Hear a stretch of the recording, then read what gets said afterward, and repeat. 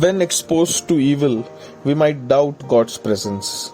The soldiers' accounts and memoirs often recall times of doubt as they grappled with war atrocity and ultimately the struggle between good and evil.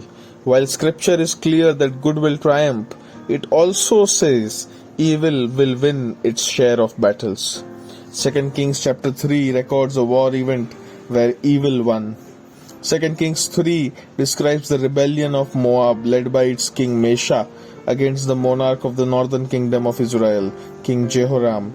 Like his father Ahab, Jehoram solicited King Jehoshaphat of Judah, the southern kingdom, for assistance against his enemy. They were joined by the king of Edom. The invasion route by the way of the wilderness of Edom is critical to the storyline. Edom was the territory settled by the descendants of the red-haired Esau. Edom, a play on the word Adom, red, was epitomized by the reddish soil and the rock of its wilderness. By taking a circuitous approach to Moab, the invading armies must cross desert terrain without water. Jehoshaphat called the wilderness wandering prophet Elisha for advice. After a testy response to Jehoshaphat's plea, Elisha received word from Yahweh. God would supply the armies with water in 3:16-17. It would appear without rain in a stream bed that was presently bone dry. Elisha had even better news. In 3:18 it states, "This is a light thing in the sight of the Lord. He will also give the Moabites into your hand." That's what he says. When they arrived at the place of battle, the Moabite soldiers were fooled by the pools of water that appeared red against the ground and the sun reflection.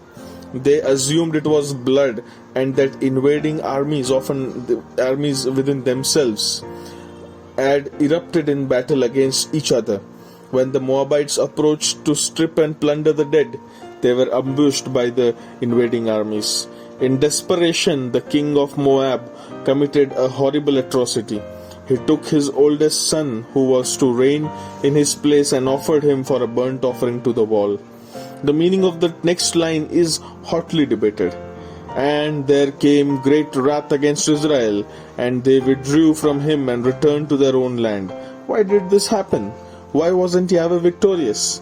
After all, Elisha had said that God would give the invaders victory, right?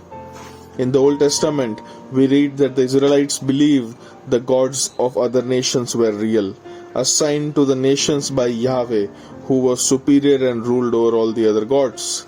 They believed these gods were demons, real spiritual beings. Given the nature of this worldview, it seems the Israelites were frightened by the sacrifice and lost faith, thinking Moab's God was angry against them and would empower Moab to win because of the sacrifice. Elisha had told the kings of Israel and Judah that God would help them. So why he did not help? This situation isn't the first time God promises but chooses not to deliver. God had told the Israelites that they would conquer Canaan under Moses and Joshua, yet they failed because of unbelief. Numbers 13, Deuteronomy 31, 1-7, Joshua 13, 1-5, Judges 1, 27-36.